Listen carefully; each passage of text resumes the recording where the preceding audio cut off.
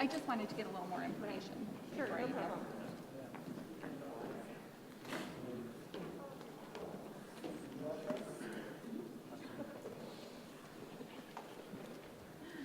I'm just going to briefly break the rule here. Because I'm at least 20 feet from anybody, I'll just drop my mask a little bit so people can hear us better. There we go. So thank you all for being here tonight, both in person and those of you who are watching us virtually or recorded eventually. We're excited about the plan that we're going to present to you tonight. My name is Keith Hills. I'm the superintendent of the Wausau School District. And my role tonight is to let you know that the purpose of this referendum is really to set the Wausau School District up for success for the next several decades, generations, to help us make sure that more students and staff and families are successful. That's really the goal for this referendum. It was built from years of feedback, even since the last referendum in November. We've gone back to the community and did a community survey. We went back to grassroots feedback from PTOs. We went back to the city council and the school board, and we heard what went well, what people liked in that last referendum, and what they didn't. And so we made some modifications. And you'll hear from a number of our members of our team tonight about what those changes are and what the plan is for the April referendum. So again, just welcome. Thank you for being here. Thank you for being a part of this conversation. We will be welcoming questions, and afterward we do have some display boards out back if you want to talk about specific schools. So with that, I would like to introduce our first team member who's going to speak, and that is our communications coordinator, Mrs. Diana White. Good evening, everybody. Thank you so much for being here. So I'm just going to give you a little bit of a high-level view of how this fits into the Wausau School District strategic plan, which is called Whole Childhood Wausau. I will not go into great detail about that, but what I want you to know is that these two referendum questions fit into that Whole Childhood Wausau strategic plan. And as you look up at the screen, this is about expanding our pupil services supports, which we will explain in just a little bit. This is about creating equity for all of our students. It's about optimizing our resources, improving our service here in the community, and then, of course, creating those safe and comfortable world-class schools. And of course, if you want to learn more about Whole Childhood Wausau, that information is on our website, wausauschools.org.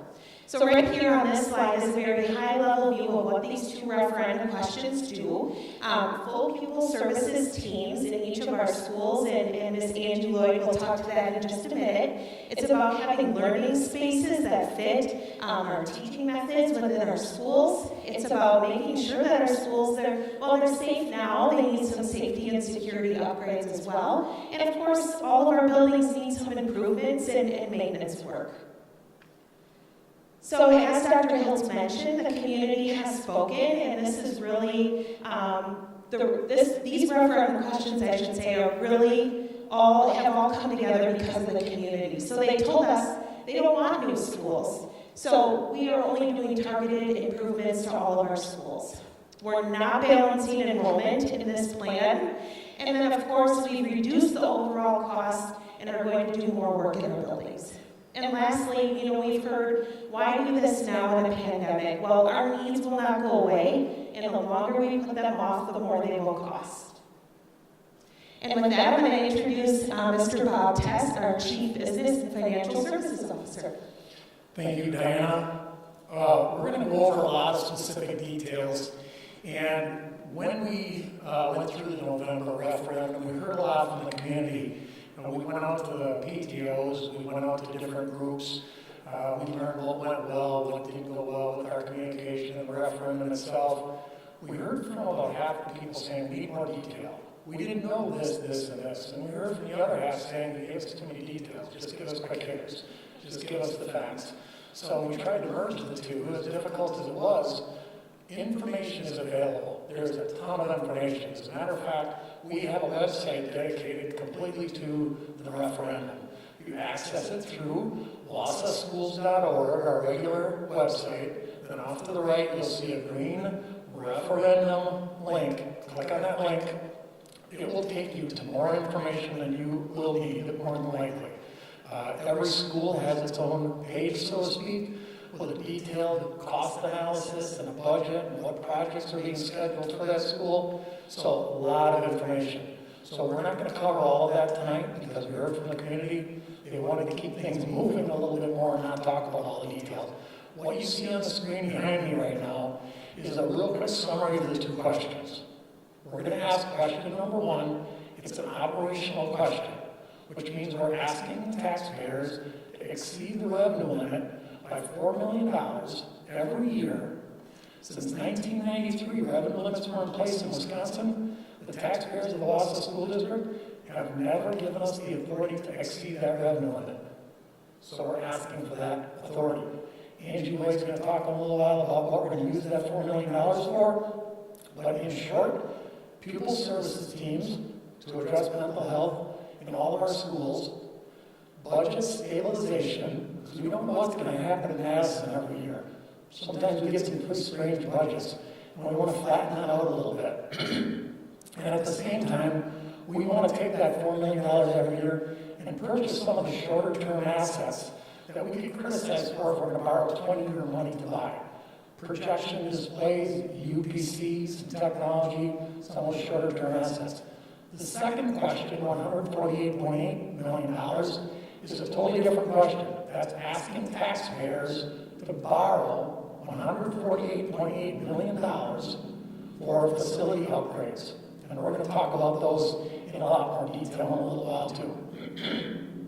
It's important to understand, especially with the crowd that we have here tonight, and I say this all the time, the foundation is to be thanked for all their efforts in generating some private funds and donating towards the only new building in question number 2 is a new environmental learning center at the school forest.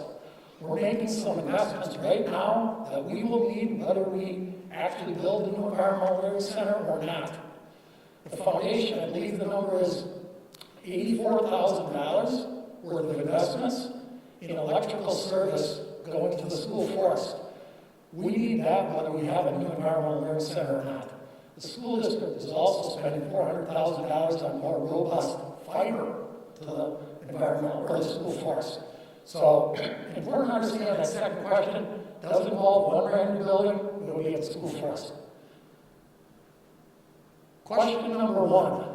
How about if I turn it over to Angie for question number 1? Angie Lloyd, our Director of Pupil Services. Thanks, Bob. Good evening, everyone. Thank you for coming out, even though it's horribly chilly outside tonight. Our first question is about pupil services. I want to explain to you first what a pupil service team is, because all of you look like you maybe graduated from high school more than, say, 10 years ago. So when you and I went to high school, it looked very different. You may remember a guidance counselor from when you were in school who maybe helped you navigate academics and put you on your path to your career or college. Now we have what's called school counselors because they do a lot more than just guide you through your academic career. A lot of times, school counselors are another parent to the child or a support system for the child when they don't have that at home. So they are asking for one school counselor at each building. At the secondaries, there will be more than one. We already have more than one at the secondaries. But at the elementaries, we're lacking one in each building. So those people, our current school counselors, have to split their times between at least 2 schools. We also have social workers. Right now, we have 9.8 social workers between 22 programs. So we're dividing those people between 2 and 3 schools each day, or each week, sometimes within a day. And they really help families get the resources that they need. A lot of times, that is mental health resources that they're helping families to connect with. And then we have school psychologists, and what they do is they evaluate kids to place them where they should be placed within the educational setting.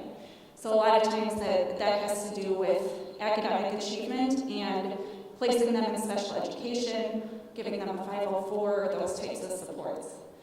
What we don't currently have, and what we would really love to have, is behavior interventionists. And what we are looking for behavior interventionists to do is to really help with some of these issues that kids are coming into school with that they weren't coming into school with 10 or 20 years ago. We have a lot of kids coming in who can't self-regulate. And when you can't self-regulate, you can't sit in an academic setting and receive a math lesson or a reading lesson. So those behavior specialists will be able to get some of those kids who don't have that skill out into a different setting within the school where they can explicitly teach that skill to them. The last team member, just making sure I'm hitting everything. The last team member on our people services teams would be health aides. One good thing that's come out of the pandemic, there's been very few good things. One good thing is that we have a health aide in each of our buildings. So we were able to do that with our CARES funds that we received through the pandemic. Let's see, I'm just making sure I'm hitting everything up there. I do want to say, we talk about a lot about mental health right now. I feel because it's a buzzword, it kind of loses its punch. Mental health is a very serious issue in our schools and in every school in the entire world. We often talk about the trauma that kids go through. We were asking for pupil services teams even before the pandemic began. We know that the pandemic has amplified any sort of mental health issues or trauma tenfold, 1,000-fold for a lot of our students. So it's even more imperative now that we have these pupil services supports in place for our kids when they come back after the pandemic. All right, and I hand it back over to Mr. Tess to talk about question number 2. Thank you, Angie. Usually they have to keep me from saying this 15 or 20 times that we're trying to do this, we're going to do this with zero tax impact. So we can not only answer question number 1 and question number 2, not only question number 1, but I'm going to talk about question number 2 is zero tax impact. And people think, how can you do that? Well, this has been part of a strategy we're in the middle of now for about 3 or 4 years. We've saved over $3 million in taxpayer interest payments by prepaying some of our debt from this building and some other referendums that have been passed in the past. And we're structuring it in such a way where that debt retirement falls off and we replace it with borrowing on question number 2 would be about $9.5 million a year. Question number 1 is obviously $4 million. If you put them together, 13.5 fits in perfectly with the debt that drops off. This is a strategy that the board has been in the middle of for 4 years. So it's not like the pandemic all of a sudden had us thinking referendum. We've been thinking about a referendum, we've been talking about it publicly for a long time, and the time is exactly now. We have another slide just for that, and it's part of the board's strategy to do it without tax impact. Here's the actual question. Question number 2, when you go to the polls on April 6th, or maybe vote earlier, because a lot of people are doing that now. We don't want you to be caught off guard. This is what the question is going to look like. Every single school in our entire district is going to get something. It's going to be touched. It's going to be improved, upgrades, making it more of a 21st century learning environment. The new building that we're talking about is called out specifically, the School Forest Environmental Learning Center. We don't know exactly how much help we're going to get from the foundation.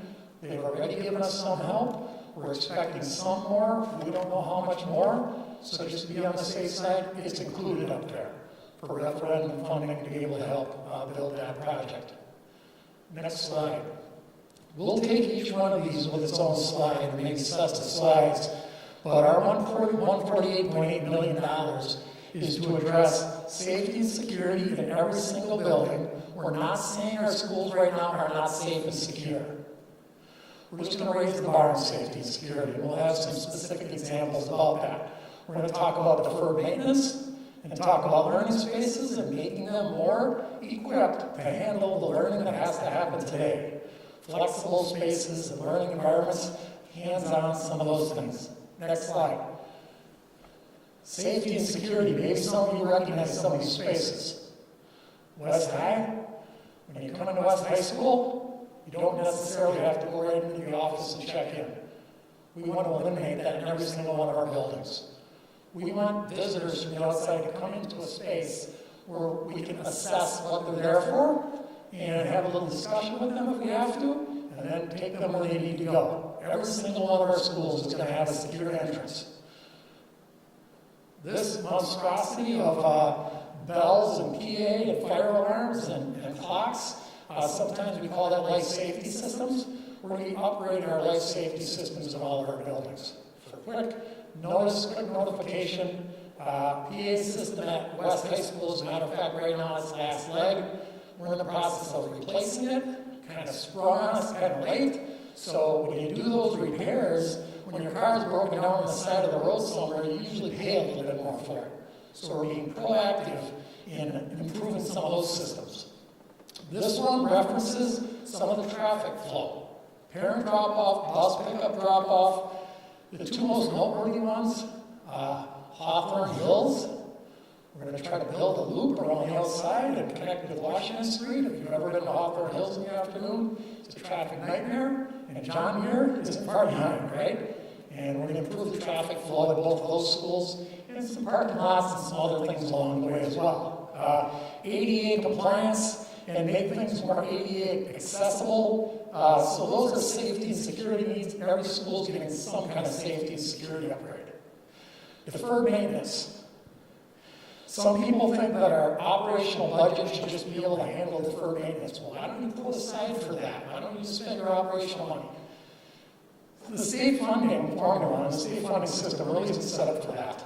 The state funding system is to take operational money that you get every single year, pay mostly salaries and benefits, pay for our utilities, busing, some things like that. If you want to make serious improvements to your buildings, the system is set up and required to ask the voters if they want that investment. So all across Wisconsin, whenever there's a referendum being proposed, we're asking the local voters if they want to invest in the schools, and that's the way it happens. The state just doesn't automatically give money for those fixed expenses. We've got approximately $54 million of the $148.8 million for deferred maintenance. Roofs, HVAC, doors, windows, parking lots, some things that just get away on you because the system is set up that way, that you have to catch up with by passing a referendum and asking voters to make that investment. Next slide. Learning spaces. This is a learning space, believe it or not, right? And we want to make our learning spaces more inviting. We want to improve the lighting. We want to make them flexible. We want to improve the seating, the layout. In elementary schools, make spaces called maker spaces. If you think about labs in high school, we've got a few labs in this high school, but elementary sometimes fall short of that hands-on learning and in the lab spaces. Community centers, where the community can be invited in for a variety of reasons. We're going to do that in all of our schools. Improved learning spaces. Additions to address current enrollment increases. We did a study with the Applied Populations Lab out of UW-Madison, and they told us the teen neighborhood is growing, South Mountain neighborhood is growing. Not growing in a lot of other places, but you need enrollment and capacity relief in those two schools. So those two schools, we're adding some classrooms. Also, separate cafeteria and gym. We've got some elementary schools where we don't have both. And it's quite frankly a scheduling nightmare if you have one and you have to have all your cafeteria activities in there and all your phy ed and gymnasium activities in there. So that would be under learning spaces. This is just, again, safety and security is a big part of it, deferred maintenance is a big part of it, learning space is a big part of it. Next slide. Cost of the investment, being the finance guy, this is my favorite part. And you can argue about the word impact. We keep saying it's zero tax impact. What does the word impact mean? Nobody's going to think that we're going to pass a referendum for $4 million every year and borrow $148 million, and it's free. We're not saying it's free. It's not. But our budget and our debt retirement is structured in such a way that some of that goes away, and we reintroduce the cost of both of these questions for no change in your tax levy. And that's quite a statement. That takes a lot of planning to pull off, especially for a large referendum like this. But that's exactly what we're saying. Your tax levy is not going to change by passing these two questions. Would it go down if they both failed? Eventually, yes, it would go down. But at the same time, we would probably continue to use the strategy of prepaying debt so it wouldn't drop like a stone. We don't want it to go down $3. Because what happens when your mill rate goes down $3, you lose $8, and it goes right back up the next year. So we're trying to stabilize that with a pretty good plan that's been processed for about 4 years. Here's just a picture of it, and one of my favorite pictures. Should be in an art museum somewhere, but it's not yet.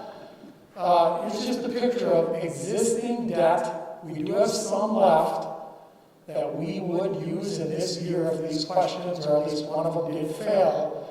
But if question 2, the bond question passes, question 1, the operational referendum question passes, same tax amount. Not the same mill rate, but the same tax amount. That's a beautiful picture. Next slide. Why now? Some people think we're in the middle of a pandemic, haven't you noticed? Now's not the time to do this or that. We have been talking about this for quite a while. There's been a strategy long before the pandemic came around. Not just financially, now's the time, but also the construction industry is such right now, and some of the guys from Nexus can maybe weigh in on this later if you have specific questions, but it's a very competitive market right now. And those that are actually going forward with projects are benefiting from that competitive market. We're seeing other school districts around the state that are getting very competitive bids, and they're saving money just by that competitive bid process. Also, the percentage rate on borrowing money right now is at a historic low. It's literally never been lower before. Schools that passed referenda in November, some of them are issuing bonds that are less than 2%. That's unheard of. So now's the right time for a couple of reasons. I'm probably missing one of them. Needs will not go away, of course. If we did put it off, what's going to happen? These needs aren't going to evaporate. Inflation would take its toll. Increased percentage interest would take its toll. And yet the needs would go away. We'd still be stuck with those needs nonetheless. I think I covered those three. And it's part of the strategy. Here's the timeline. We don't pass the referendum and snap our fingers and all of a sudden we start building buildings. As a matter of fact, most of the design work is left till after the taxpayers give you the affirmative. You don't want to spend a ton of money doing the design work and then ask if you should go forward with it. So we haven't done a lot of design work. The design and the architectural work and the engineering will take time, and we'll probably need to do this in phases. So by the time all of this is complete, will an April yes vote? We're talking about 2025. And we're going to have to get serious about strategy. Which one of these projects is the most important? Maybe which one includes the least amount of engineering and planning? Which one can be put off to 23 or 24? And we'll get real serious about that conversation if we need to in a month or two. That may be our last slide. I don't know how we did with time, but we certainly want to allow about half that amount of time, or that amount of time again is questioning. There's not a huge crowd here. I see a lot of people have all the answers to the questions, so I don't know if I'm going to get any questions from you guys, but we are more than happy to stick around. We have access to a lot of people that have little bits of information. But there are other questions that we can answer for you. Would increased student services staff be in place for starting next school year? Okay, the question was, would increased pupil services staff be starting next year? Absolutely yes. Probably not all of them because we need to build spaces to house the pupil services staff. And the other inhibitor for us might be the labor market.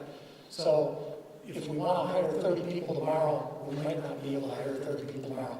yes, the revenue limit increase would apply to next year, and the pupil services staff would be in place. Can you talk a little bit maybe about the total number of additional staff that we would be bringing on? Sure, I've got some written down right here. Angie probably knows these numbers off the top of her head, but I've got 16 certified staff and 19 support staff. And if you could talk more specifically about which is which. Yep, so the behavior specialist would be the support staff. Health paras are also support staff, but then we are looking to hire the additional counselors, social workers, and psychologists who would be our certified staff. And we're looking to get those numbers closer to what the state recommends for ratios. Right now, we're pretty far off of that, as are most other districts, actually every other district. But, so like, for example, a school counselor is supposed to have one school counselor for 250 students, and right now we currently have one counselor for approximately 330 students. Our school psychologist should be one for every 500 kids, and right now it's one for every 900 kids. So we're far below the state, what the state is telling us we should be at. Do you have information that talks about what the projections are for those, for the need? You talked about how the needs have gone up maybe 1,000 fold based on what we've been experiencing. Yeah. Yes and no. So we do gather data every year from, we always want to hear from the kids too. It's been tough during the pandemic to get any of that sort of hard data. However, I talk to parents, teachers, administrators every single day. And every day I talk to people about the challenges their kids are facing in the world of mental health. So just anecdotally, I think you could talk to anybody in a school setting and realize how desperately needed it is.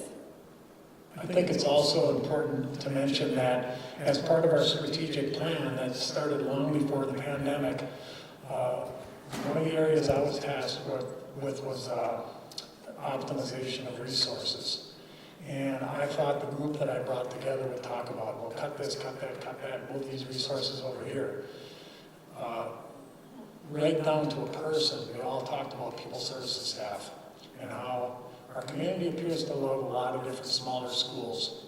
But with that comes some challenges with staffing all the small schools. How do we get each one of those schools with a full pupil services staff to help with behavior problems and literally help with all students? Literally every student would benefit from that. So that group that I brought together clearly said we need full pupil services staffs in every single building. And we had a question that we were entertaining for a little while, and the board never did get it on the ballot, was to have fewer schools. So if you have fewer schools, it's easier to have full pupil services staffs at each one of those schools. Did some surveying, let the board think about it, talk to their constituent groups. Our community does love all the schools that we have. We have 13 elementary schools. That's a little bit more than what would be typical of a school district with 8,000, but that's what our community wants. So now to fund full pupil services teams in each one of those schools before the pandemic, the answer was a referendum. And with the pandemic, it has only shed a little bit more light on that need, right?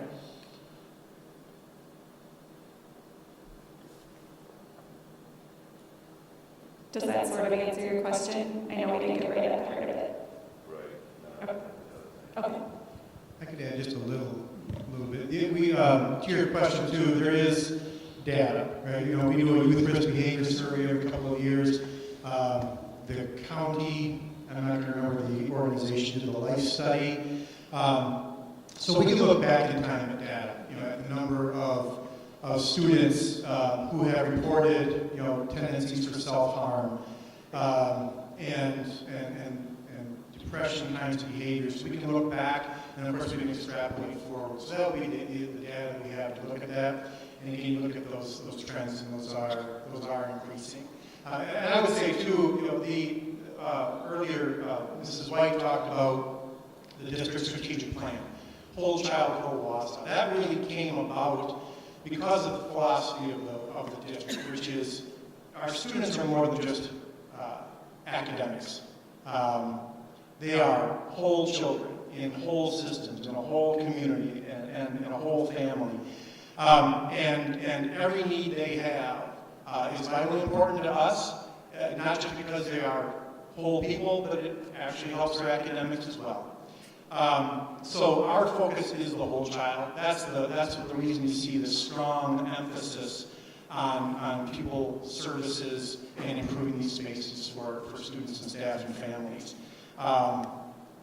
So to answer your question, we do have data. It does show an increasing need, and we certainly want to get ahead of that and make that really a core value of our district is supporting that whole child. I just want to add to that as well. Yep, Dr. Hills is correct. We do have that data, and it follows a lot of the same trends that we're seeing all around the country, and in some cases around the world too. So it's not, we know it's not just here, but we feel like this is a very strong solution for our community to add the pupil services staff and give the kids the support when they need it. So when I talked earlier about how our people have to split their time at different buildings, you know, we never know when a child is going to have an issue where they need somebody from pupil services. So if I tell a child, well, Mrs. A or B isn't here on Wednesday morning, so I hope you don't have an issue then. You know, and we need those people there all the time when the kids need them. Kids don't go on the same schedule as we do. They don't know that Mrs. A is not going to be here today. And we really want to have those supports available whenever the kids need them.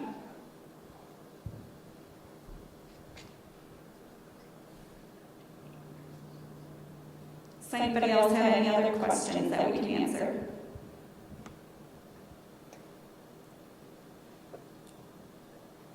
We're going to stick around for a while. If you just don't feel comfortable asking a question in the group, we do have some display panels outside the lobby. Each school gets one, so you can see specifically what's happening at the school of interest for you. We do have a website. I'll be walking around with my iPad so I can click on any one of the schools. And we're all very approachable. You can ask any one of us any question you want, and we'll get you the answer, or we'll get you somebody that does have it. Thank you very much for coming tonight. Spread the word in November. I don't know how much word of mouth was going on because people weren't out and about. Now people are a little bit more out and about more often. Just tell people to become informed. That's the best thing that I want. I would love to have 100% turnout with 100% informed citizen, and it'll take care of itself. So thanks for coming, and encourage people to become informed. Thank you. When is our next in-person event? Some people know. February 25th, Wausau West. If people weren't able to make it tonight, you can catch us over there. Thanks, everybody.